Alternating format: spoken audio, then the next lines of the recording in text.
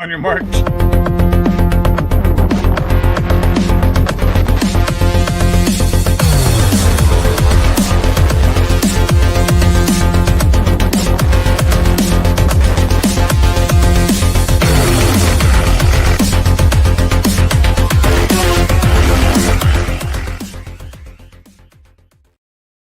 What's shaking, YouTubenites? Welcome into the weekly Shaker Reports.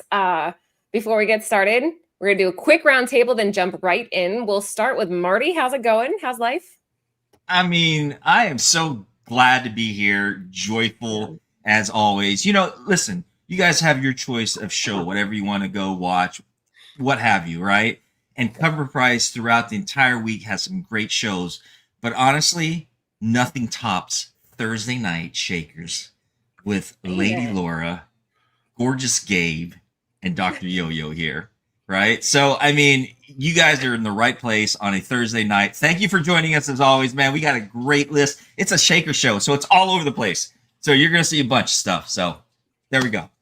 Gorgeous Gabe. I like that. Gorgeous Gabe, how's life? It's gorgeous. Come on. It's gorgeous. I can see myself anytime I want to through the cameras here and just be excited. But no, it's Shakers time, everybody. This is the Cool Kids Club. This is the Cool Kids show. We got Lords of Longbox. We're gonna hang out. There you go, Chris. Man, I need a shirt. How come I don't have a shirt? Whatever. I feel left out completely. But either way, this is a fun list. I went through the list. It's a lot of stuff that we mention a lot on the show where you guys need to keep your eyes on these types of books. If you see this kind of stuff, pick it up. So we're gonna have a lot of fun tonight. Sorry about last week. Every week we apologize for last week. That's kind of Chris, hi, welcome back. Welcome to having a job again. That must I know, be nice. right? Congratulations, everybody. The U.S. government is back open for business. And more importantly, I'm able to actually do my job during the day, which I love my job. And more than that, though, it's Thursday. You know what that means. It's time for our favorite Shaker Report. It's now. The time is now. So let's celebrate and talk comics. Get nerdy with me. Let's do it. Oh, I like that. Get nerdy. Get nerdy with me. Yeah, we'll get nerdy with it, guys. Welcome in. If you were just new to the show for the first time, so the Shakers, we're looking at unusual high sales, rare sales. It's not as trendy as the top 10, but it's just as interesting. What do we have for Shaker number 1 this week, Chris? Shaker number 1, we have Absolute Batman number 13. This is the Chuma Hill ECGCE exclusive, limited to 250 copies. While the standard edition of Absolute Batman number 13, written by Scott Snyder, sold nearly 200,000 copies. Wow. The true collector's gem is the ECGCE, which I'm going to find out what that stands for in just a moment, exclusive, illustrated by rising artist Chuma Hill. Recently, a raw copy sold for $395 on the secondary market, eclipsing the previous ECGCE sale for Absolute Batman number 9, which fetched $199 raw. So what is driving this frenzy? Access demands the ECGCE Legends membership, a Patreon initiative created by Ben Chase and Daniel Scott of ECGCE and Scott's Collectibles, respectively. How many times are they make me say ECGCE? Functioning more like a vault than a shop, it delivers a bi-monthly exclusive like this number 13 for $50. And that's your monthly membership cost, $50. These air quote free perks to the members are strictly capped at $250 with minimal spares for damages or comps. The hype stems from ECGCE's anti-flipping strategy. no overprints, no public sales, and a loyal requirement that weeds out speculators. It highlights emerging talents like Hill while guaranteeing provenance through verified owners. At $50 a month, it's like prepaying for bi-monthly treasures, offering immediate ROIs if you decide to cash in. With Snyder teasing an absolute Catwoman series and DC broadening the absolute universe, these Legends exclusives evoke classic rarities, ultra scarce, community gated, and backed by elite creators. To join, pony up $50 a month. Miss out, and you're shelling out nearly $400 on the aftermarket or pleading with a Legend for theirs. In 2025, the scarcest Batman isn't lurking in the cave. It's sealed in a Patreon vault with just 250 keys available. I've got a feeling that if I bought a monthly membership or tried to buy a monthly membership, they would let me in because I am a well-known dirty reseller. It's such a dance, isn't it, man? And something becomes a market hit, a market sensation for the moment, and then it goes on sale. People are bidding or buying to get it for whatever they can. It goes to a certain premium, right? And then we see it drop or maintain its level at some point, or it just goes nowhere. It goes back to a $20 book, if that. It's such a dance, back and forth of that, and it's interesting to watch that because you can watch trends through that. You can see patterns, and if you can identify that throughout time frame of these series in that type of chronological order, then we're talking speculation, and you can forecast what will come out and what's going to be hot at the time. Does that make sense?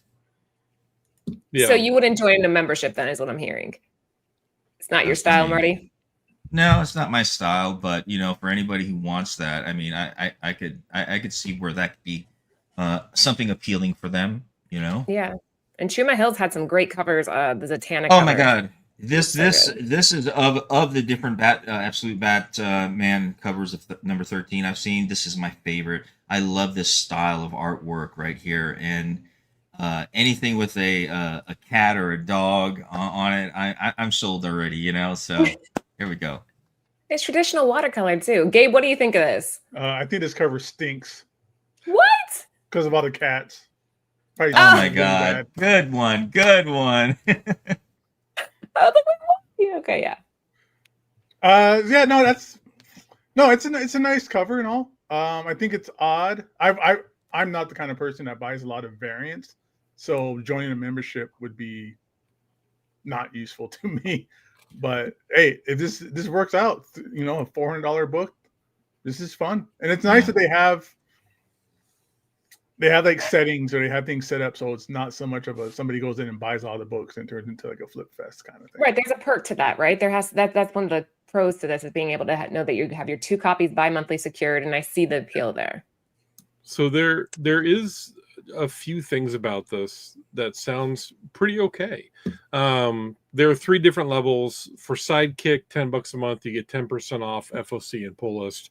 The Hero is $25 a month, and you get 25% off FOC and pull list. But the Legends tier, which is how you could access this, you get twice a month, or bi-monthly means every other month, right?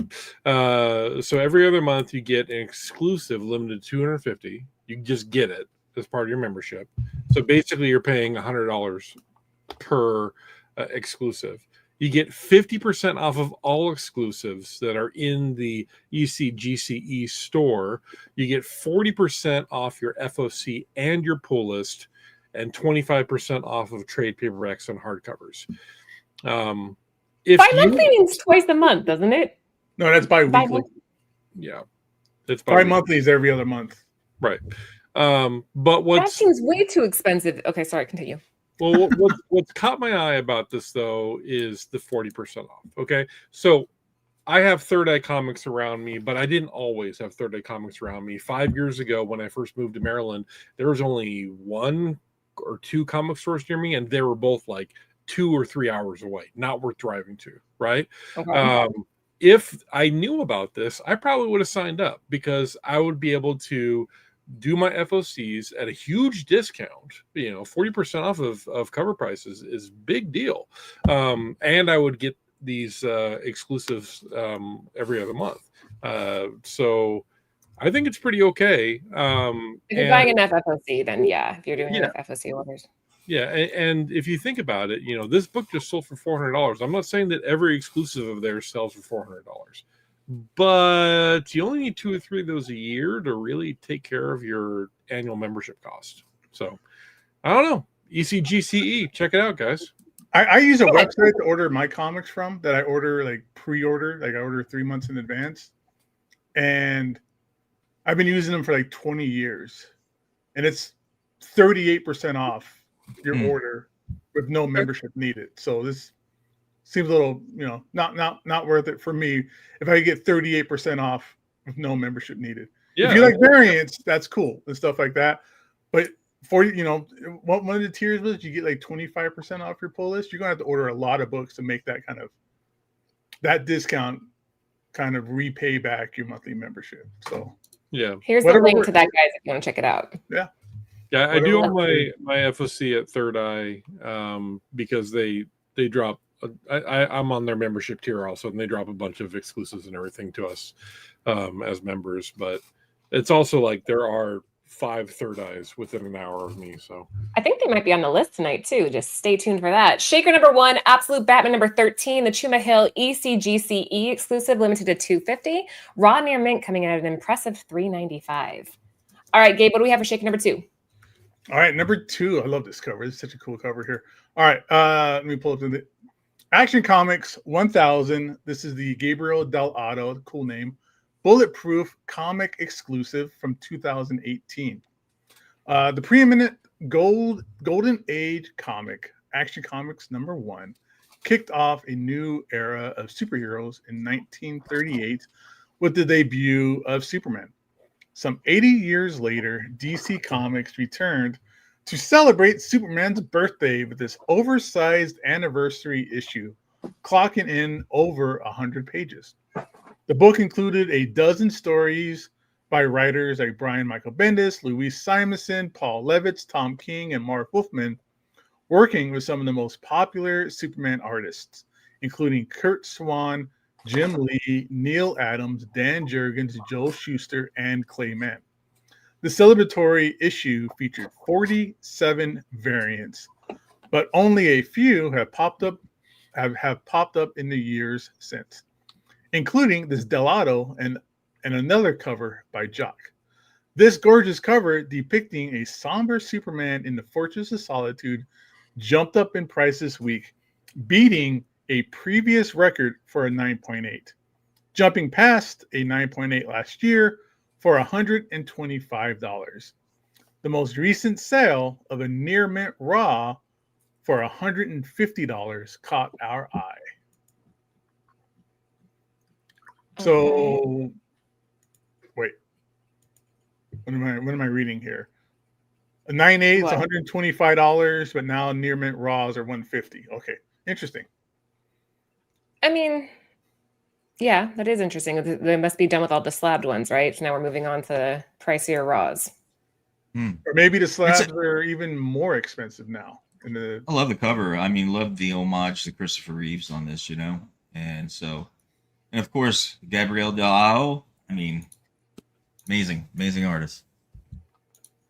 I mean, it's beautiful art, no doubt about it. It's another exclusive comic from a retailer that we're seeing, which is interesting. It's cool. Yeah, I think you guys nailed it. It's an interesting book. Delato's fantastic. I think all of his stuff eventually hits if it doesn't right out the gate. So definitely worth collecting him. And somebody in the chat was saying what I think. It looked like Mark Spears. If you took Mark Spears like bright blue colors and added it to this with some purple, I'd be like, oh, that's a Spears cover. So what's he doing? I was really getting like Alex Ross vibe from it, but okay. Maybe a little bit in the face, yeah. But the actual body looks Spearsy to me. Shaker number 2, Action Comics 1000, Gabriel Del Otto, Bulletproof Comics variants. Like what Chris was saying, interesting to see 2 retailers right out the gate. DC 2018 Raw Near Mint coming in at $150. We are cruising right along. Marty, what do we have for shaker number 3? Boom, number 3. Yeah, G.I. Joe number 6. Tim Seeley retailer incentive 1 in 10 ratio. IDW 2013. Comic book covers have changed and evolved over the years. The general norm is not to have text on the cover, but instead let the art speak for the comic. But there is always the exception, and the exception today is the fall magazine cover. This style is done by mimicking a magazine style cover, normally featuring the cover story of a celebrity or athlete, then surrounding that image with article taglines designed to sell the magazine. These are popular variant cover styles, so much so that Marvel used them extensively to promote the Hellfire Gala event. This particular G.I. Joe issue follows the same suit. It has the main characters front and center, several fake taglines, and is a variant. This 2013 cover had a smaller print run with IDW, and as this was a retailer incentive cover, few copies of this are on the market. Recently, a raw near mint sold for about $150. Wow, interesting. I mean, this is a very, very type of familiar what you see in Xenoscope covers, and especially with like the celebrating any type of military. Especially, we just had this the Veterans Day, right? And Xenoscope actually released a lot of these really beautiful homage to different military services and stuff. So I like seeing things like this. You know, cover. I've seen it done a lot, so it's cool to see it done on something like this. I wouldn't have guessed Seeley, so that's an interesting one. But yeah, the retailer incentive 1 in 10 for this book must have been pretty damn scarce. I love. There's a nice kind of inside joke to people who collect the action figures, the G.I. Joe figures, where it says, "I broke his O-ring." Oh. Well, I mean, no, it's not like that, Laura. The G.I. Joes, they were held together by. I'm not saying anything. I'm just sitting here smiling. I'm not saying that. I might even go there. Look at this. Look at this. It's got this like this little O-ring, inside of it. That that's how they were held together. So I broke an O-ring. It says right there. It's funny. I dig it. Yeah, these magazine style covers, they're interesting. What do you think, Gabe? It's another example of a IDW 1 in 10 that these things always are super expensive and hard to find. Yep. These are, I've said it before, and I'm going to sound like a broken record, but these are all pull box, like people who got these kind of books. Stores didn't order extra copies just to get this cover.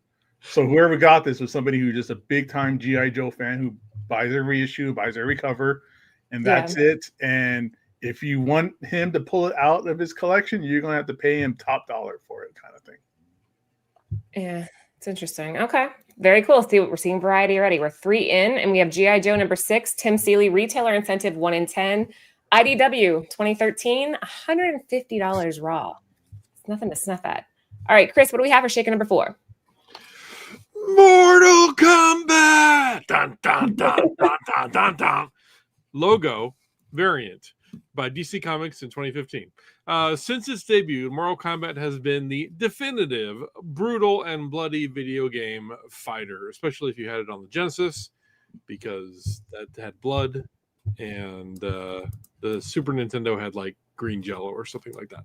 It completely changed the landscape of fighting games by delivering a level of violence that had not been seen before in an arcade game. With its revolution, it also brought a lot of controversy. After all, parents were not keen on their children playing games where they could rip out an opponent's spine or punch them so hard that their head pops off.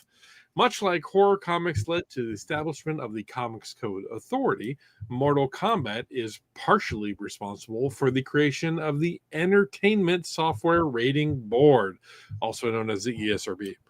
This comic celebrates the release of Mortal Kombat X, the 10th game, but the second in a soft reboot of the series. It was released 3 months prior to the release of the game, providing fans with hype and backstory. The top seller in the variant covers was a 1 in 10 retailer incentive featuring the ever iconic symbol and logo of the series. It was a white logo printed on a black cover, making the color rub a real problem for those looking for a 9.8. This was evident through the grading years, as when you look at the CGC census, most books landed at a 9.6, and only 2 are recorded at that so highly coveted 9.8 grade. Luckily for one fan, they were able to secure themselves a CGC 9.8 brand new high, an all-time high of $350. If someone is on the hunt for the Mortal Kombat books, the next Shaker may be the first Mortal Kombat book ever released. What was the first one? Let's click on that link, shall we? All right, I'm All going to share my screen so you guys can see it. Hold on. It's the Mortal Kombat collector's edition. Yeah, it's the Midway Games collector's edition comic. Yeah. There it is. Interesting. This is drawn by John Tobias, who was like the lead artist on the Mortal Kombat games. He used to be he was a comic book artist before he came over to Mortal Kombat. Like he did the real Ghostbusters. Anybody remembers that cartoon, The Real Ghostbusters? I do. He did the art for the comic book, and then he went over to Mortal Kombat and did a comic book for Mortal Kombat. So how cool is that? That's so Nice. cool. How do you know stuff like this, Gabe? You just store it in your brain. That's amazing. I can't remember my kids' names. And I got to pick up their medication for them, or their birthdays. Sorry. Every time I'm there, the farmer. Which birthday? I'm like, like, I know the day. I don't know Yeah. the year, and I can't do backwards math. Yeah. Yeah, but you can spit out the first appearance of Punisher just like that, right? Yeah. ASM All right, I'm going to play a little devil advocate here because I'm with King of the Golden State. I do not understand the appeal of these logo books. They're just so boring, and I have no interest in them. Like I get some people out there think they're just so cool and they're timeless or whatever, but am I going to pay for a logo? No. I think it depends on the brand, right? Like if you I can't think of one brand I'd want. That's a logo. I mean, Name if one. you look at the Absolute Power books that came out. The DC logo, right, was very popular. Yes. You know, Stop. If this is a foil variant, everybody would be tripping over themselves and killing their grandmothers to get pretty it. much. Stop. Yeah. I'm sure they would, but I just don't see the appeal here. I don't get it. They did that with like DC books. They do like Batman as just the Batman logo and it's a foil, and everybody's like, "Oh, it's the coolest thing ever! I love it so much." Okay. This is Mortal Kombat. This is rad. I think what's cool about this is it's an all black cover, literally, basically all black, and somebody found it in a 9.8. That's exciting and that's pretty cool. This is minimal effort, and they're reaping maximum rewards because people out there are like, "Oh yeah, I'll buy this." It's just, I'm a little bit indifferent about it. I could either take it or leave it, to be honest with you. I mean, I see the appeal, but it's not something I, would probably jump at. But I do own some logo variant covers, like not this one particularly, but the ones, Batman, Superman ones, and things like that. So I mean, I can see the appeal for people that are collecting to if they are that type of niche collector and they like that, then more power to them. But like I said, I'm indifferent about it. Don't yuck somebody else's yum, Laura. I mean, come on. I'm yucking it. I'm yucking all over it. Buy what you Yuck it like. up. Collect what you like. Buy what you like. I see the appeal here, and it's not like they were out grabbing cash. This is a 1 in 10 variant. It's still got the $3.99 price tag That on. bugs me even more that this is a 1 in 10. I think that ratios demand a little bit more effort. That's how I feel about it. Sorry. Moving on. Shaker number 4, Mortal Kombat X. Best cover of the night, everybody. No, okay. Okay, it's fine. I'm not saying don't collect it if you like it. Buy what you want. It's just not my thing. 2015, 9.8, $350.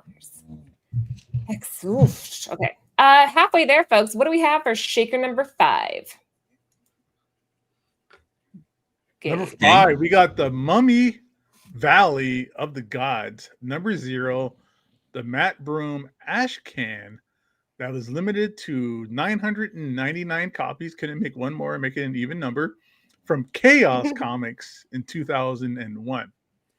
The Mummy Valley of the Gods from Chaos Comics in 2001 is widely regarded as the first comic book appearance of the Mummy film franchise, including the comic debut of Rick O'Connell, Evelyn O'Connell, and the Scorpion King. Intended as a 3-part comic book series, only the first issue was ever printed after Chaos Comics filed for bankruptcy in 2002, leaving the story unresolved. The planned plotline would have taken the O'Connells, Jonathan, and Professor Winter out of Egypt and into New York City to face a new wave of ancient evils, producing a promotional and limited tie-in to The Mummy Returns. The issue expands the franchise's 1920s adventure treasure hunting lore. While this Ashcan was released 4 months after the first issue was released in August of 2001, it tends to be far rarer and harder to find. However, the core first issues from May take on the mantle of first appearance of the franchise in comic form, including the O'Connells and the Scorpion King. This week, a near mint copy sold for $125, a massive jump from the previous high of that was of $25 in December of 2024. Well, with Universal officially reuniting Brendan Fraser and Rachel Wells for a new Mummy film, renewed franchise excitement is driving fresh attention towards comic book tie-ins like this one, further cementing its status as an incredibly important key issue. While digging for this out in the wild, keep an eye out for the photo covers in this series and the Mummy, The Rise and Fall of Zango X. Well, I don't know what that word is. Both are likely to see solid bumps in value once the first trailer drops. It's still in very early development, so you got plenty of time to track these bad boys down. So happy hunting, everybody. About freaking time. I've been waiting for another Mummy movie. And I'm not talking that bullshit Tom Cruise movie that he did. And then the last Mummy movie where they changed out Rachel Weisz for some other chick. Not good. But like the original 2, this is going to be amazing. I'm so excited. This is so up my alley right here. I love the Mummy series, and I love the offshoots, the Scorpion King to it, and Brendan Fraser did such an amazing job with it. He was very funny, very comedic. I love the whole genre 1920s. It gives me that Raiders of the Lost Ark vibe, and that type of that type of genre. So that's really up my alley. I really enjoyed that. And I'm so happy to hear that they're going to be getting another one coming out here. So I'm excited to see that coming up. Yeah, I can't wait. I was a huge fan of The Mummy when it first came out. I remember on the way from basic training to tech school, we stopped at a gas station and the bus had a VCR with a TV combo on it, but the driver didn't have any movies. So a bunch of us pitched in and bought some movies, and one of them was The Mummy, and we watched it like 3 times on the 15-hour drive. From it's not a bad way to go, man. It's a good way to do it. To Biloxi, but yeah, it was a good time. Great movie. Brendan Fraser is an awesome artist and actor. Shame that he was blacklisted for all those years for something that was, definitely not his fault, being a victim. But this is interesting because the Ashcan does not predate the series, so that's something to keep in mind. I think any of the Mummy comics from Chaos are worth grabbing if you can find them in the back issue bins. I'm so excited. And the Scorpion King, everybody's like, oh, it was such horrible CGI, but they finished that with very little time. It was super rushed. So I think they finished it like 8 days before the movie actually came out. So keep that in mind. And I don't know, there's a lot of improv in that movie. Again, with Brendan, he was like saying certain lines that weren't part of the script. And when he pokes the mummy in the eyes, that wasn't supposed to be in the movie either. It's really cool. I like this. I agree with what Marty said. It's kind of like our version of Indiana Jones, or a newer version, I should say. Not ours, but Indiana Jones. It's my version. Yeah, I know, right? Like I'm saying, like that's my era. She was so pretty in this movie too. Oh my god! All Very right, The never Mummy, saw the Valley of the Mummy movie. Gods, number 0. Matt Broom, Ashcan, limited to $9.99. Chaos Comics, 2001. A raw near mint, coming in at $125. Now we said at the beginning that I thought Third Eye might make the list again. So not only do we have Third Eye coming back around, but we also have flops. Marty. Yeah. Rogues Gallery number 1 flops Third Eye Comics variant, Image 2022. Flops is an artist from the UK who has garnered a large fan base in the comic medium in the past few years. His work stands out on store shelves, and collectors have quickly taken notice. His most recent release, the Git variant from Boom's Hello Halloween, graced our top 10 when it debuted at the NYCC this year. As Marty, flops what's glow in the dark? Glow in the dark. Thank you. Sure. I appreciate that. So, his most recent release, the glow-in-the-dark variant from Boom's Hello Halloween, graced our top 10 when it debuted in the New York City Convention. Right? No, New York Comic-Con this year. New York New York Comic-Con. God, New York Comic-Con this year. As flops have grown in popularity, many fans have begun seeking out his earlier work for their collections. His first published cover was exclusive variant from the titles Rogue Gallery for Third Eye Comics. This variant was limited to 300 copies and has continued climbing in price on the aftermarket. This past week, a new high has set when a raw near mint copy sold for $112. Oh, Marty, I remember. I don't think that deserves a bingo link fucker. Not I quite. don't. No. Acronyms are tough, right? I don't like acronyms. They are tough. They are tough. And then So many interpretations, but yeah, I remember when this book came out and people hadn't even heard of flops yet. Like it was still, well, they had, but it was still more of an underground name. And now after that Hello Halloween cover, I feel like everybody is trying to find his earlier work. What do you guys think? I have no idea what the story's about. Rogues Gallery, but it doesn't matter, right? That's not why people are buying it. People are buying it because is this Flops' first work? No, I don't think it's his first. Okay. He did album covers, if I recall correctly. Man, I should have invited him to be on. Maybe next week I'll be able to get him on if he's on the list again. But I don't think this is his first. It's early work by a artist that's garnering a new level of attention with a limited print. Okay.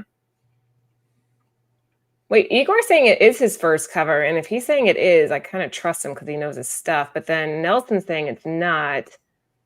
But then James is saying it is, so I'm gonna say it is because these everybody fight it out.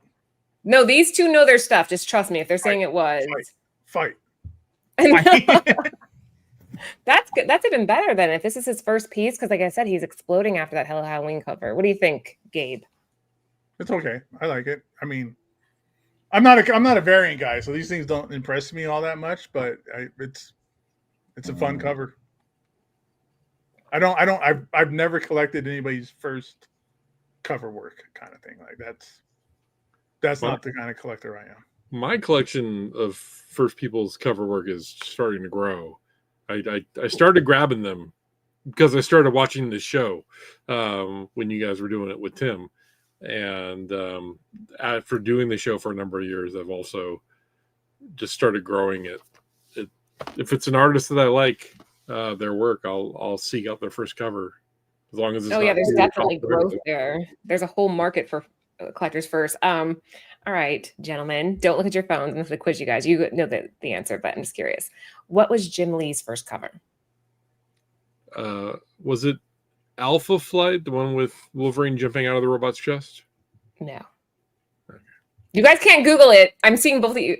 No, we'll see if the chat knows too. Jim Lee's first cover. It's a Samurai Santa book that he inked. It is, yeah. Yeah, he inked it. And if you open the first page, he's being interviewed, but he won't show his face, so you only see half of his face. Yeah, and I don't own that book, and I've always wanted it. Oh. Look at And if our you guys. want to show your face here on Cover Price, you can do that by hitting the like, share, and subscribe button because we are over halfway on the list. And Laura forgot to prompt me. Not bad. Yeah. Like, subscribe, leave comments, all that jazz. But yeah, Samurai Stand Up. It's a first and it goes for a pretty good amount of money. Shaker number 6, Rogues Gallery number 1, Flop's first published cover. That's interesting. From Third Eye Comics back in 2022. A raw near mint coming in at $112. All right. What do we have for Shaker number 7? Shaker number 7, we got Sonic the Hedgehog, number 268 from Archie Comics in 2015. This is the It's Her World, You Just Playing It variant. And Archie Sonic comics have no shortage of fan favorite characters, but issue 268 marked a major turning point when it was the first full appearance and cover debut of Breezy the Hedgehog. Introduced as part of the Champion Saga, this casino-fueled storyline pits Sonic and friends in high-stakes tournament for a Chaos Emerald, setting the stage for one of the most memorable arcs in the modern Sonic era.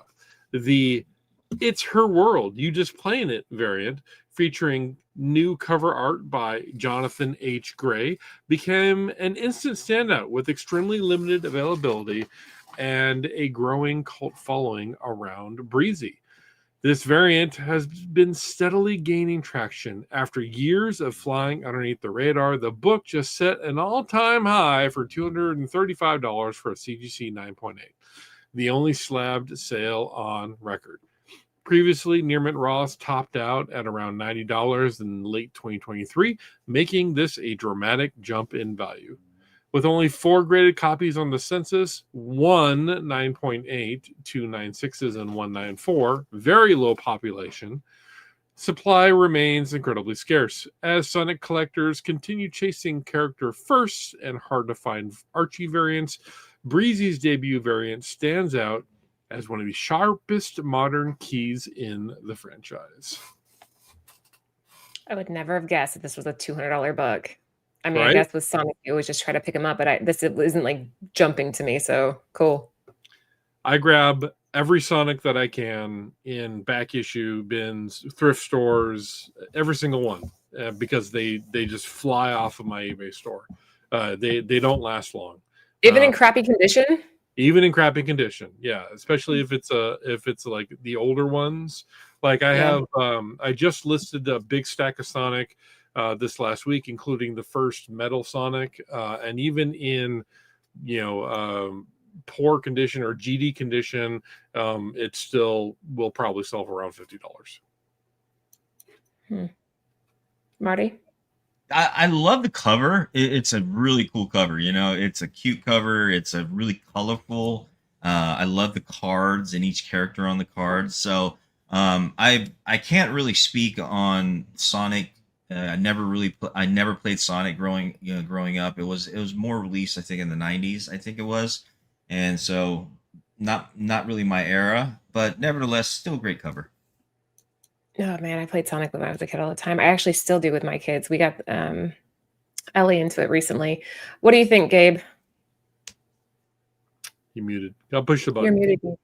Push the button. Okay, perfect. Thank you. No, this is pretty rad because Sonic books are hard to come by.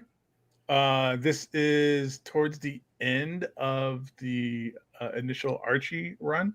There's maybe like 30 issues left, so this is like the last 3 years of Archie, and you don't see a lot of variants. Variants wasn't much of a thing at this time, especially for like a small press kind of book like Sonic the Hedgehog. So it's cool to see that. And man, these Sonic fans, they're passionate. They love Sonic and they hate Sonic all at the same time. So and the movies are fantastic. You're talking about cool movies. These Sonic movies are so good. They're so good.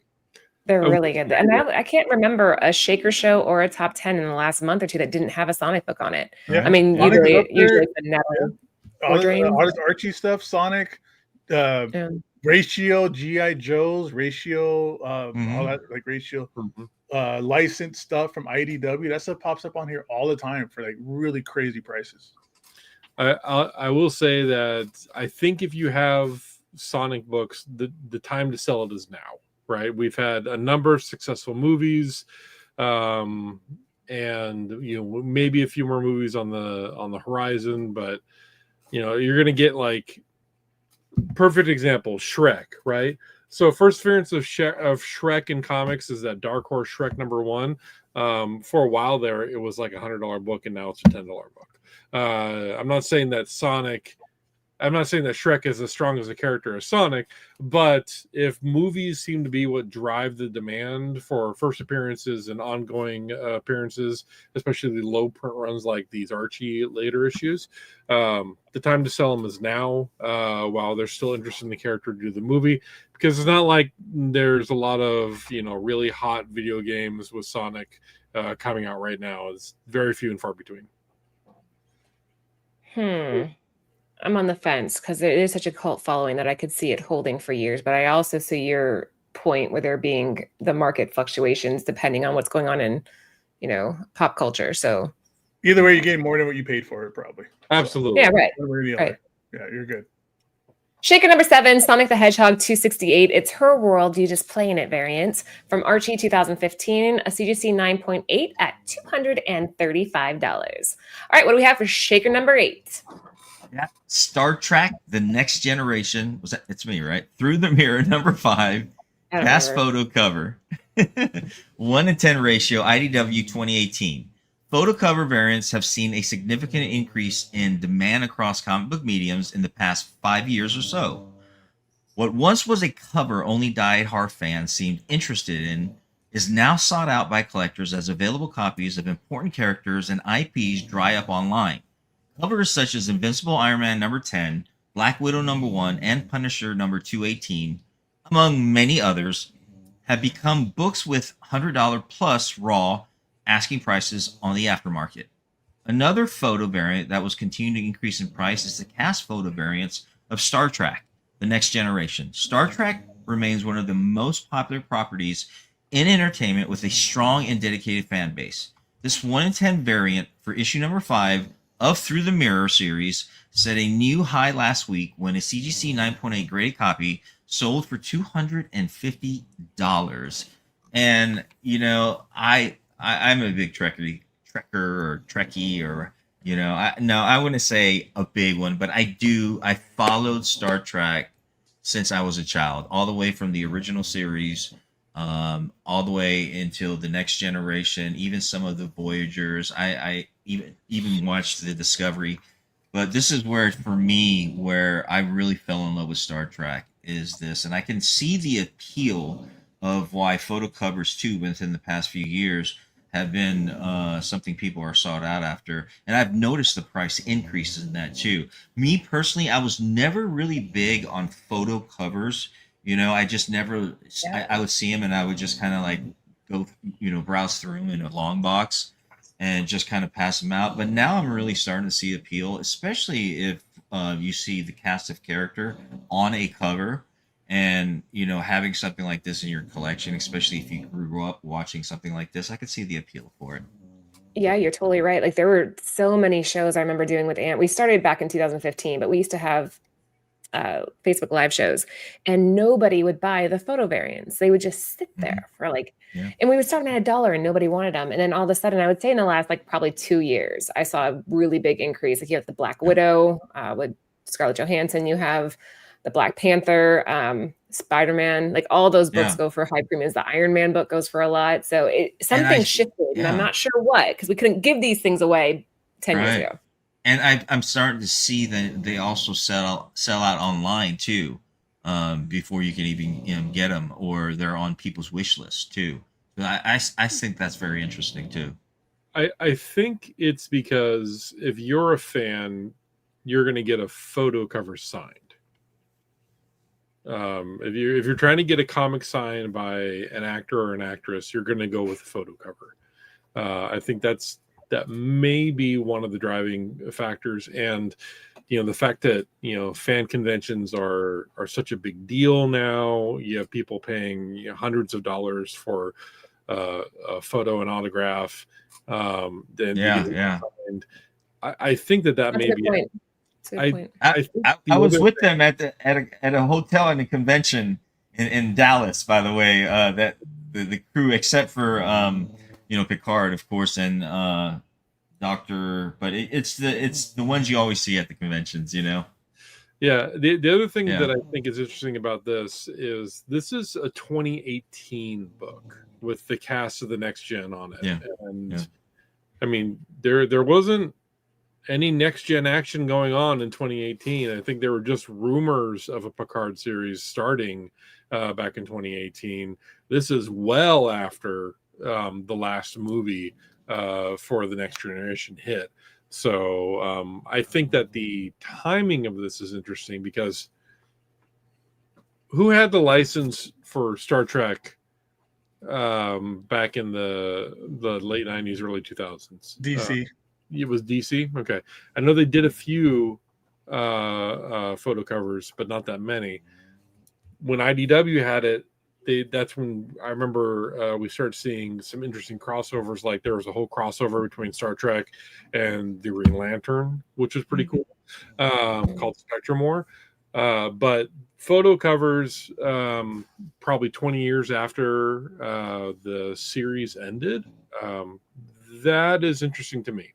And I think that I think that the main appeal for this, not only is it a ratio for a book that was probably not ordered very much, it's a photo cover that was taken many years after the series ended, and it's the ideal cover to get something signed by the original cast, who are doing tours right now to get things signed up. So,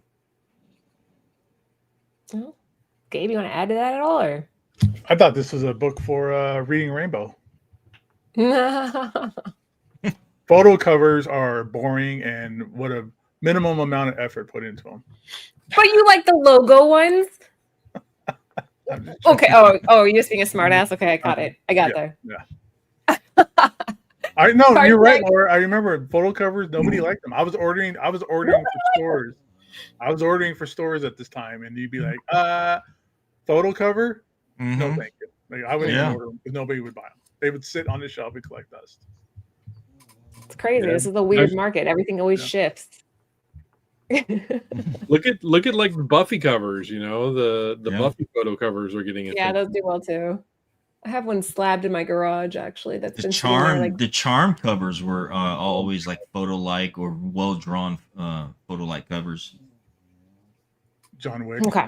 We got to keep going. That was Shaker number 8, Star Trek The Next Generation, Through the Mirror number 5, the cast photo cover 1 in 10, IDW 2018, CGC 9.8, $250. We only have 2 shakers left, guys, and there's about 75 of you hanging out with us, so thank you for spending your Thursday night shaking with us.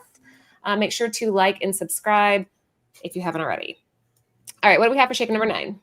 Number 9, we got 90s comics on the list this week with Vampirella number 0. Comic Cavalcade blue foil that was limited to 100 copies from Harris Comics 1994. Before, during, and after his stint as Marvel editor-in-chief in 2000, Joe Quesada lent his talents to several publishers, illustrating covers for Valiant Comics, his own Event Comics, Harris, and DC. Published just a few years after he started his career at DC, this cover of Vampirella 0 features Quesada's signature Art Nouveau influenced style, depicting the horror story hostess. At this time in his career, he was often teaming up with fellow artist and inker Jimmy Palmiotti, who also worked on this cover. This blue foil variant exclusive issued by the Comic Cavalcade is the rarest of the 4 variants of this book, and a recent sale for $450 for a near mint raw dog has just been confirmed. If you're out hunting and you find this book, the red foil is a standard first print, gold is a second print, platinum is a variant, and if you see blue, you've struck gold. Oof. I'm a sucker for anything Art Nouveau, so this had me at hello. I like. Go ahead, Chris. I have found this in the red variant and the gold variant. Never seen platinum. Never seen blue. Yeah. But I find the 1990s Vampirellas in back issue bins all the time. I always pick them up because they sell well. They do. I noticed such an increase in Vampirella books too. Art Nouveau is not really particularly my type of art, honestly. But it's well done for this type of cover. It adds to that dark appeal to it, that eeriness. But I'm a huge fan. I've been always big follower of Vampirella myself. So, but You know who this really cover, uses Art Nouveau and Alfonso Mujas like inspiration, Marty? who's that? Jenny Frison. Prison? Prison. So whether you're looking at Art Nouveau, you're looking at very organic lines, really intricate architecture, really nice line work. And you can see a lot of that florals, organic pieces are used in her art. And that came from this period. I love it. It's whimsical. It's like being in a dream. What do you think, Gabe?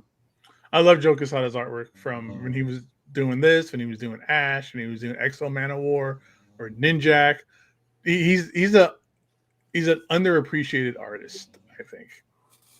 He designed the coolest bat suit of all time, which is the Asbat bat suit. But he's mainly been known as the editor-in-chief of Marvel Comics during the 2000s, during that rocky time with the bankruptcy and everything to do with the movies and getting it sold to Disney and all that stuff. So he's a legend in the industry and is a very important figure in the industry. I love his work and I love what he's done in his career. Yeah. And he says he was one of the first people to ever play a Nintendo NES. That's a fun little tidbit. Okay. Yeah, he used to work at FAO Schwartz in New York, and that's where they first tested him. They tested take you to comic book trivia night with me next time, there, Gabe. I want to be there too. All right. I know ridiculous nonsense. I'll see myself out. No, that's what I like you for. That's what you have to be here for. Shaker number 9, Vampirella Zero, blue foil variant from Comic Cavalcade. Yeah, no, not gonna do it. Harris Comic. Who said it? Say it. Bingo lingo. I cannot do it to myself. I decided after the last show that I get to control who gets bingo lingo fuckered, and it's not going to be me ever. Because I control the buttons. Boo hoo hoo. Harris Comics, 1994. Raw Near Mint, $450. Last but not least, what do we have for Shaker number 10? Shaker number 10, we got Wally. This is the Morgan Luthi cover B variant by Boom Studios in 2009. This week, we are spotlighting a book that has enchanted collectors for years. Wally Zero. It is part of Boom Studios' short-lived Disney Pixar comic series from 2008 to 2010. Released in November 2009 via Boom Kids label, this introductory issue acts as a touching prelude to the beloved 2008 film. Jay Torres wrote it, and Morgan Luthi handled both interior and cover art. This comic has become highly desirable. Why? It comes from a specialized phase of Pixar tie-ins created during a fleeting licensing deal. Production numbers may have seemed limited. Production numbers may have been limited. This rarity led to poor preservation rates. Many copies were not safeguarded and often wound up in kids' greasy, sticky, grubby, unforgiving, infection-spreading hands. I added a few Lovely. of those. Interest in the book has surged lately. For example, a CGC 9.8 of this Rain variant fetched a record-breaking $400. Now that Pixar is emphasizing follow-ups and remakes, items like this comic evoke a company's trailblazing origins, daring narratives that emphasize awe and creativity. If you see a copy, tread carefully. It is as valuable as Wally's own trove of earthly artifacts for sure. Brian, go get it back from her. Be like, hey, honey, I need that book back. They better not make a sequel to Wally. They better not. Why? You think they'll ruin it? Yes, they will. Yeah. Pixar's great at doing sequels, though. All their sequels are good. There's I don't know. I didn't like the Minions sequels, and I'm a big fan of the Minions, but I didn't really like their too sequels. many though. Like the second one wasn't bad though. You want to do a Wally prequel? I'm on board. But you're living in a Wally prequel. What are you talking about? Yeah, right. We're this far away from Wally. But a Wally sequel, no. I mean, it ended on such a happy story. All the fat people get thin because they walk again. I mean, it's it's all good news. This they better not. I could do a prequel though. A prequel would be cool. I actually agree with you on that. A prequel would be neat. How we got to that position. Yeah. Wally's cute. It is cute. It's a cute little robot. How can you not love him? It's a great movie. It's so good. Very touching, very heartfelt.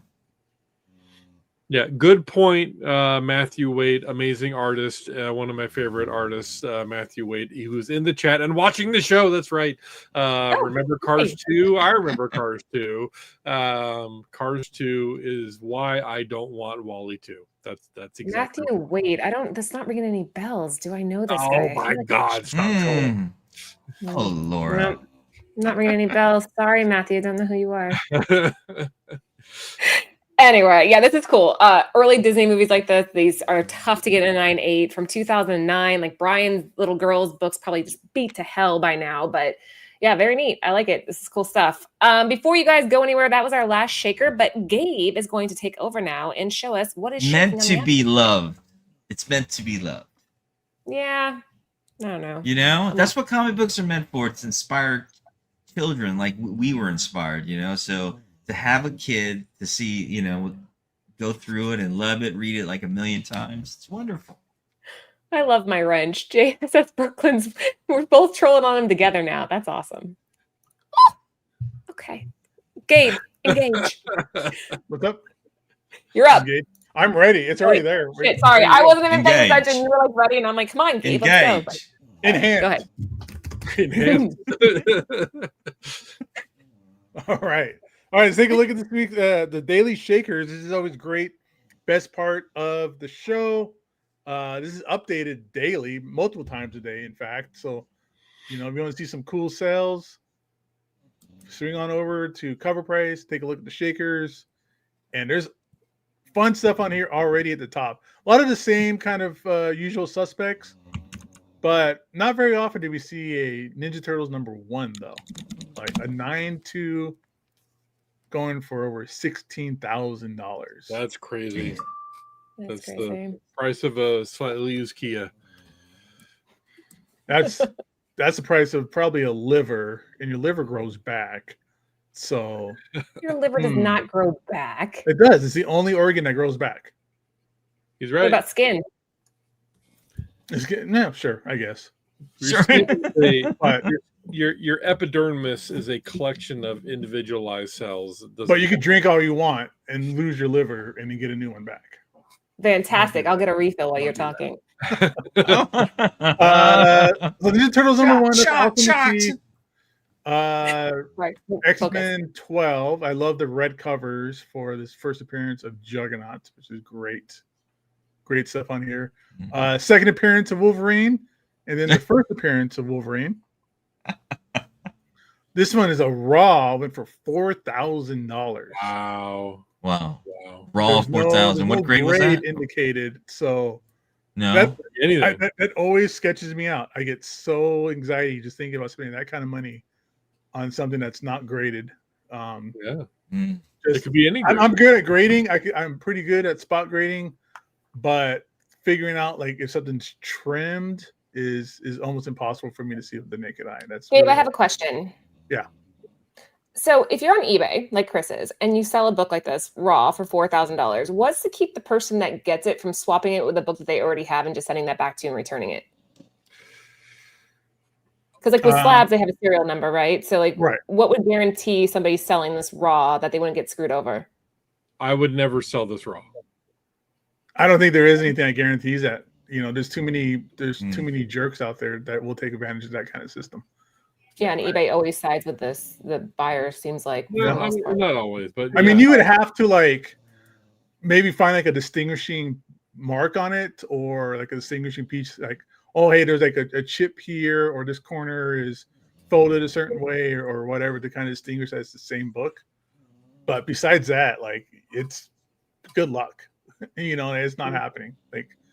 Like Chris said, I would never sell, nor would I buy a raw book like this off of eBay. Right? That just I don't understand people that but I would be too nervous.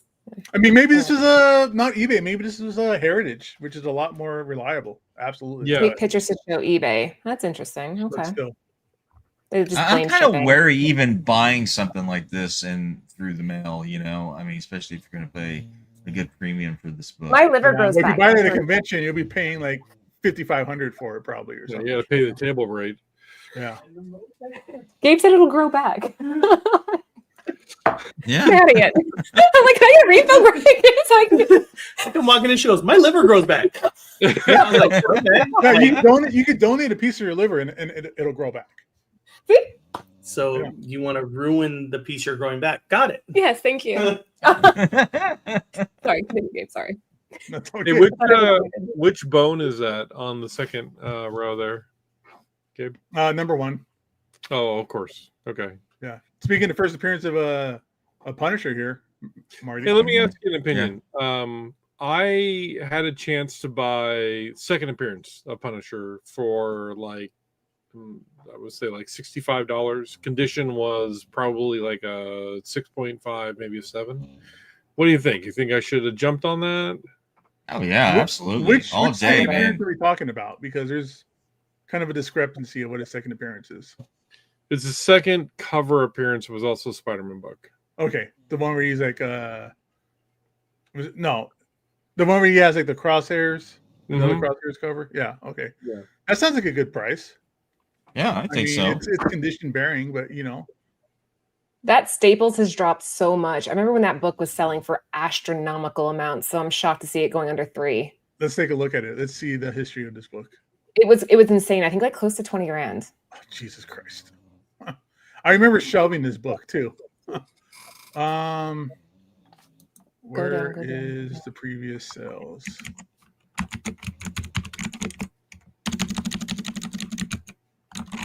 No, maybe not 20 grand. Damn it, I was close. 3 grand. 4 grand here. That's still crazy money. Wow. 5 grand, 7 grand. Yep. 7 back in 2022. Yeah. Wow. I mean, was that an outlier? I don't know, because it dipped a little bit, but now it kind of went up a little bit here. I'm looking at it backwards. So then it went here. A month later, then it started dropping. That was its peak, was 7,500. Kind of all over the map, really. Interesting. What's that? Oh, this is a lot of this is like, 2023 is not COVID, but this is that's crazy. But still, not 20 grand, but either way, 7 grand, 6 grand, 5 grand. That's a ridiculous amount for this book. Yeah. And now to see it where it's at now, how the mighty have fallen. Who's clickety clacketing? Is that you, Chris? Sorry. He's researching something. I know that. You were like pounding that keyboard. That wasn't just like typing. Yeah, you're an angry typer, man. Yeah. You are. Jeez. Got a Clydesdale over there, so bad, you just happen to see me. This is why I like writing for my job, because of the clackiness, I love the Superman 14 though. This is one of the most beautiful, iconic American covers for Superman. Yes. I love it. This is such a patriotic cover, as you say. Yeah. Love that. You have the eagle. You got the tanks in the background. Awesome stuff. $2,500 for 3. That's a steal. Depends on how it looks. Depends on Wow. how it looks. 3 could be really crappy, and depends on what's missing on the cover. Or how badly damaged it is. It could be good. It could be gnarly. Who knows? Maybe the back cover is messed up, and you'll never really see it, so it's okay. Yeah. True. Lone First Ranger, Lone with some Ranger ice right cream there. cones action over here. Oh, look at that. That's awesome. That's awesome. Werewolf by Night #2. I love these 70s covers with the panels. The panels on the Oh, cover. classic. Yeah. That one, the Dracula. They actually did they do a little like a 4-series Frankenstein at one time? Wolfman. That Frankenstein series is awesome from Marvel. I love it so much. Artwork on it's great. Oh, here's Chris's favorite. Here's Lobo, #1. What is that? What is that? It's a cowboy. What's the key? It went away. Let's see. This is awesome. 1965. Wow. I want to say this almost looks like a Darwin Cook cover. Like it just has that kind of style. First appearance and origin of Lobo. First African American character to headline his own title. Huh? Wow. This is history right here. I support a movie starring this Lobo. I don't care about the other Lobo. And this is around 1965 too, around that period too. Civil That's rights. pretty rad. I got all sorts of Blazing Saddles jokes rattling through my head right now. Young romance. Look at that. Talking about panel covers. This first Peacemaker is still a pricey book that nobody cared about, 4 years ago. Yep. Interesting. Young Romance hit a top sale. $1,400 for a 9.8. I'm really enjoying the Peacemaker. It's 1970s book as a 9.8. There you go. Yep. 1970. Yeah. Every single time. I love this Crow cover. Crow, I have that cover. Absolutely. Yeah, that all black cover is wild. Yep. Oh, the Goon. Oh man. Oh man, I love that cover. An underutilized IP. The Goon. Yeah. Has so much untapped potential. It's good stuff. Yeah, this is a early Avatar book too, but it's a reprint of his first appearance. First appearance was like in a Dreamwell. What is it? Dreamwalker. Dreamwalker. Yeah. First Goon solo series. Yeah. I love Eric Powell's work. I love it. He's such a yeah, he is. It's just one of those characters that's like it would do so well if adapted for like an HBO miniseries. You know what I mean? I get a Strange Tales here. Look at this creepy book. Click.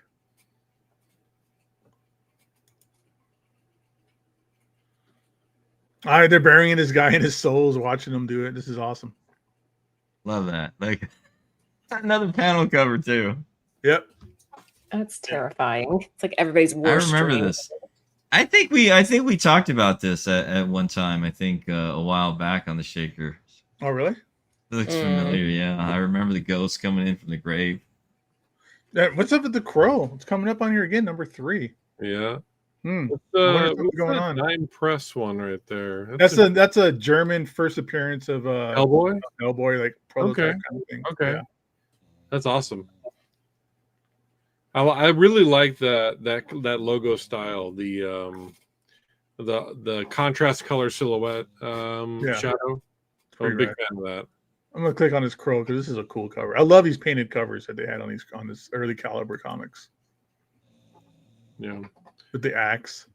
So it was a high sale as a 9.8, all black cover, low print run. Yeah, but '1's here too. I'm just saying, it just interesting to see Crow on here. You don't see it that often, and now 1 and then 3 are showing up. So I wonder if they sold around the same time from the same collector. Look at that first Miles Morales at $1,000 right there. That is just primed to pop. That is primed to pop. I'm weary about this book, but good luck if somebody has it. But the Miles Morales? The Miles, I'm trying to click on it so it pops up, but it takes a second. Yeah, I'm weary about it. I don't know. See what happens. I think that we're just once the new movie hits, or once he's introduced in the MCU, game over. This becomes another unaffordable book again. Wait, it wasn't the one that I showed you, Gabe, that I thought was going for 20,000. It was like the Miles book, but it's like a German artist. Does that ring any bells? Yes, the Drogowski cover, I think it was. How much was that going for? Like 20 grand? I might be thinking the wrong That's thing. the hard to get one. The hard to find one. I think it's the Oh, one the you're talking Jergovich about. cover? Yeah. Mm-hmm. Yeah, that one's always that's a huge book. Yeah. Let me see, where's the variants on here? And maybe I was thinking that. We'll just say that. So- So I don't. That one was like a $30,000 book at one point. The chat is talking about, that they hope there is another Crow movie, that they hope that they really. Oh no, like last Crow movie was garbage, man. Yeah, you're right. But you can't beat that first one. let me throw a hypothetical out there, okay? What if you had a Crow series handled similar to how the Penguins series Oswald on HBO? I mean, in a perfect world, but we already had a Crow series, and it was kind of weird.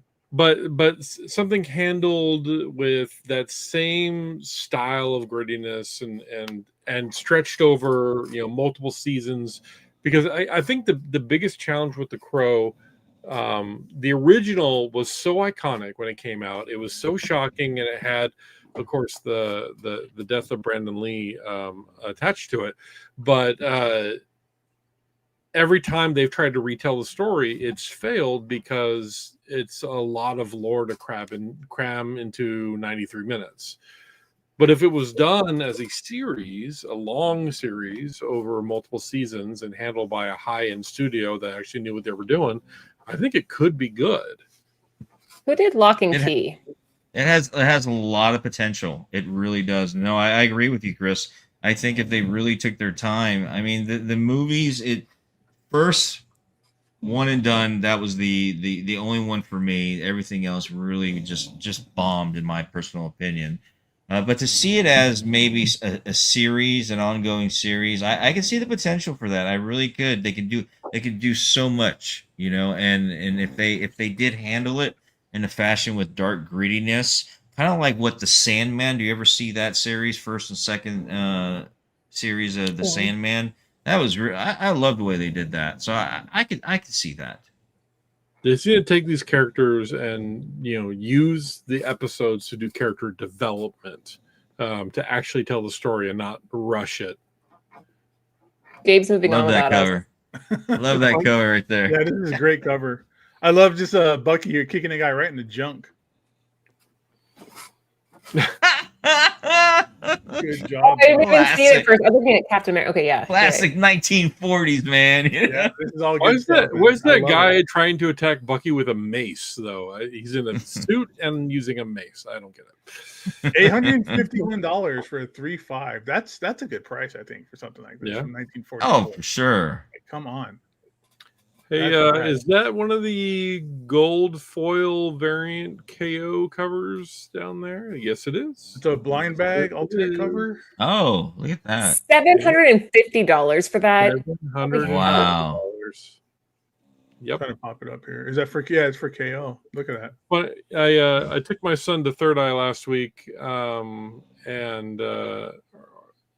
we bought a few blind bags, and we opened. I got about 3 blind bags, and we opened the same cover in all 3. Wow. That's gambling for you. Yeah. $750 for that. That's insane. That's wild. That's crazy town. I don't understand it. You look at all these other books that are in that same price range, and it's like you would pick that over that, or that, or that, or that, or that. Yeah, I mean, look, you get a 9.6 Batman 15 center here. But again, people love what they love, but I know. I'm doing that thing where I'm yucking on people's guck or whatever. no, go for it. Don't be a yucker, I'm Laura. always the first person to say Don't that. yuck. Yum. Don't. I'm yuck. always the first person that says, $750. You could have got this Batman book. You could have got this X-Men book. You could have got this Amazing Spider-Man book. Like legitimate keys and pieces of history, or some gold shiny variant cover thingy. Whatever you like, that's fine. But my money would have gone across any of these other books on this list besides that.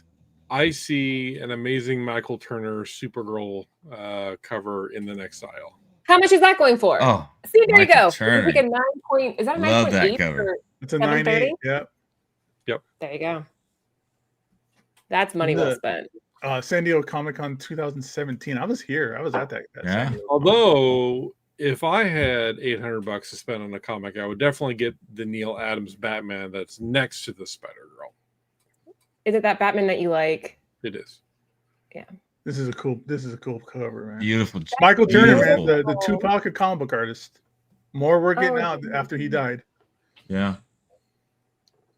Yeah, that's that Neil Adams Batman. Yeah, Amazing exactly. cover.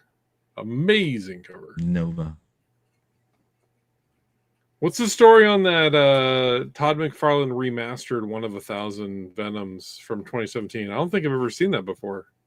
Yeah, it's one of those things where they were just taking old artwork of his. Like, this is from like a card, or this is just a repurposed cover. This is an old previous artwork. I think I might be wrong, but I think there's like a list of books that Todd McFarlane won't sign. I think this is one of them because they repurposed his artwork and he didn't get paid for it or whatever. Oh. I think that might be one of them. I'm not positive, but I know there's a list of stuff like that that's like repurposed artwork that Marvel did that he stayed away from at one point. Don't know if he still does it, but at one point he was really kind of iffy about certain stuff. This is my favorite part of the Shakers Report. When you see these comics that are new and interesting and unique. Like I've got that Amazing Spider-Man 306, the Todd McFarlane cover. I love that cover. Never see it on the Shakers. And Gen 13. What's the last time we saw Gen 13 anything on any top 10 show or Shakers Report? I think it's hard to find a Bruce Timm cover or something. Yeah, that's cool though. 600 for a 9.8. Is it that hard to find? I don't know. But I love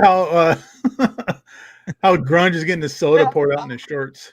Bruce Timm is known for those type of covers. I mean, especially his early work. Why is it so sexy? Like, it's not. Oh my gosh! Like, it's not showing I see these anything. covers that are like, I know, but it's so sexy even without it. No, exactly. You're not seeing anything adult. I mean, you get a little peek. You get some side boobs, some side butts.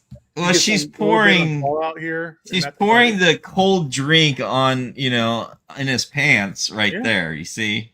Because, obviously, he's a little excited from seeing the very sexy lady right there, and that's probably what's going on. Oh, I hadn't thought of it that way. Okay, yeah, that makes sense. So this is a variant then, I think, right? Because I was thinking whether she was mad. I didn't think it was. I love it. Maybe I want it. The hip. I think it's the hips. Want it. It's a funny cover. I like it. It's the line work in the hips where the hip meets the whatever torso. Anyway. Got some Pep Comics love on here. Some early Archie stuff going on here. Early Archie. $667. Wow. I just wonder what the condition was on this, because these Pep books are raw. Are not easy to find. It's just raw. Yeah, just raw. Yeah. It's just raw. And 667.77, that's got to be auction, not buy it now. Probably. What's that Absolute Batman going for? 600 and a 9.8. Wow, I don't know.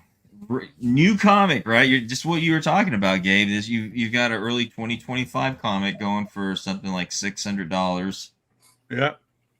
Beautiful cover. Don't get me wrong. I love the use of negative space. But wow, and that's a DWJ. Daniel Warren Johnson cover too. Man, take the trade off. Just so ripped on that cover. My goodness. It reminds me of the old Ren and Stimpy cartoons. Yeah. Powdered toast. He's got a huge upper body, but looks like he's got skinny legs, man. But yeah, I mean, $600 for that, or X-Men, or first appearance of right, exactly. Or both a horror. Shadow Justice. Like Shadow Justice. Yeah. Saddle Justice. I mean, if I had $600 to spend and they laid out these 6 books. Sounds like a bad night for a one-night stand, if you ask me. or a good time. I I mean, Heck Neil Adams Batman gets it every single time. Yeah, that or there's Vault of Horror. Like you're talking about Johnny Craig EC books. Like, Yeah. Vault of Horror, man. That's some classics right there. Okay. Oh, Reef the Sea. Good comment.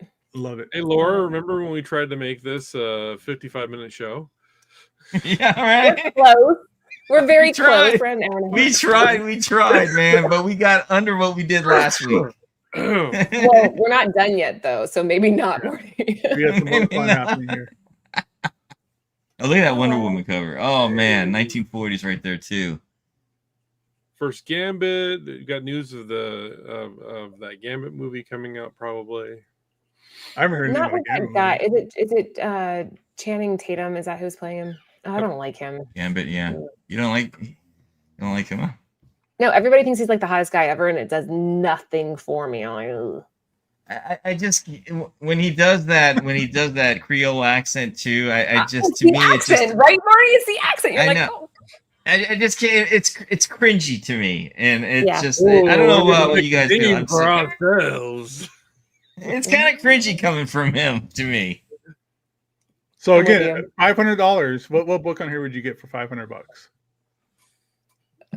Probably Gambit and a 9/8. Well, I already have the Amazing Spider-Man, so I would have to say I'd go for the Wonder Woman. That's rad.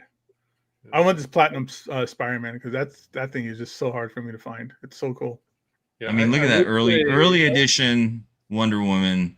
I mean, you've got the old features on her too. So that to me, that's just history.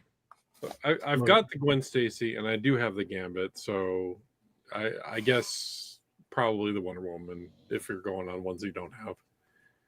Because I don't care about first appearance of Scorpion. Agreed. The pajamas. I love the pajama costume. Yeah. Mark Spears. Yeah, we got a Mark Spears on here. Four Wonder for Woman. The red cover on this Metal. one. That's the metal cover. Hey, what's the key on that Brave and the Bold number 34 First Hawkman for Silver Age? And Hawkgirl. Hawkgirl. And Hawkgirl, first Silver Age appearance. Okay.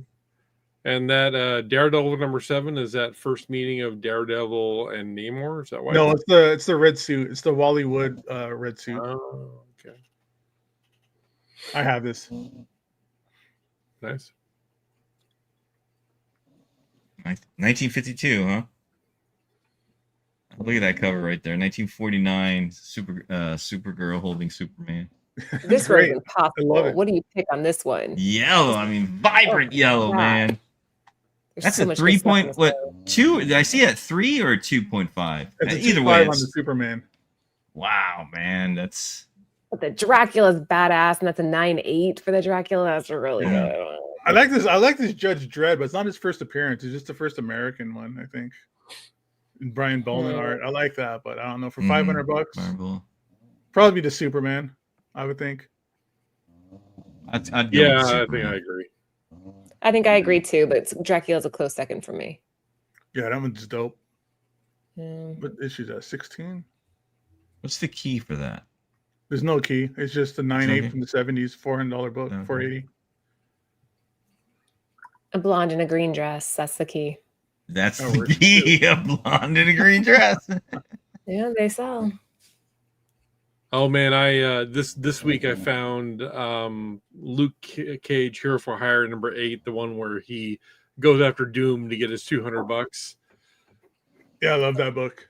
It's so good. It's I so remember good. that. Yeah. Where's my money, honey? That's what he says. The Doom. Where's my money, honey? Yeah, I have that book around here somewhere. I got a pretty good high grade copy of that. I love that book. Yeah, It's a two-parter too. Yeah, I think mine's a VF. It's not quite a near mint, but I love this Magnus robot fighter. His early gold key is cool. yeah. Just him just decking his robot in the neck is awesome. Let's see if I can get this to pop up. That's our future right there. Fighting robots, fighting the AI. Yeah. robots. Really?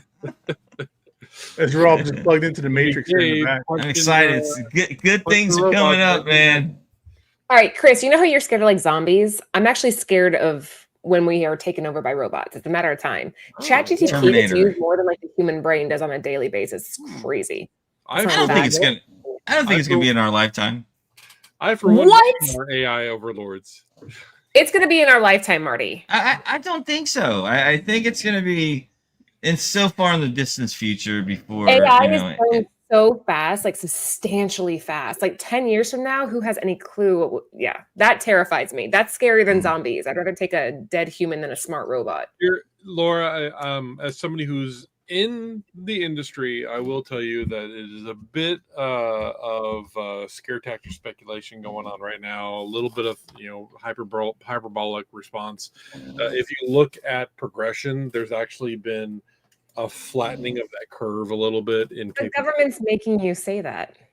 Did you see the Russian AI robot release? Open again, therefore I have to do what they say. You're right, Laura. Yeah. There you go. You're just lying to us. It died on stage 1 minute after walking on. Sorry, Dave, go ahead. All right, and that's that. Oh, Boom. shoot. That's the Shakers. I'm not ready to take back over. Okay. All right, guys, that was it for us tonight. Before we go, let's do roundtable conspiracy theorists. Chris, last words. I'm so thankful to join you all on this Thursday on this flat Earth. So the celebrate Shakers. Happy belated Veterans Day, Marty, fellow veteran, and all my other fellow veterans in the chat and the rewind. And a quick question for all of you watching the rewind: put it in the comment section. How many hats did I wear today? Oh shit, I don't even know. Were you guys watching? I was I watching. noticed he was changing hats, but I don't know. He started with the white. All right. We got to go to Gabe next. Gabe. all right. Final well, words everybody- before we call it this week. What's that? Final words before we call it this week. Jet fuel does not burn metal beams. Oh my god! Oh Demonetized. gosh, you're going there. Okay. Gabe, Amazing. I don't know how to segue out of that. I Marty. believe I'm legally required to leave the show now. So, he just took off. Look what you did. I didn't do it. Okay, there he is. Okay. Marty, sign us off with a prayer, a really strong prayer tonight, right? The Lord's, as TiVo deemed it a while back, that he coined this the Lord's prayer. May the comic gods, may the comic gods and the spirit of our friend TiVo continue to bless your long boxes and sprinkle them with gold and silver, bronze, copper moderns. Excelsior. Excelsior. Hey, real That's the way to quick, end it. if you guys are going to StellarCom in Baltimore, I'll be there. See you there. All right. Have a good night, guys. We'll see you next week. Good night. I don't know where the button is. Hold on. There it is.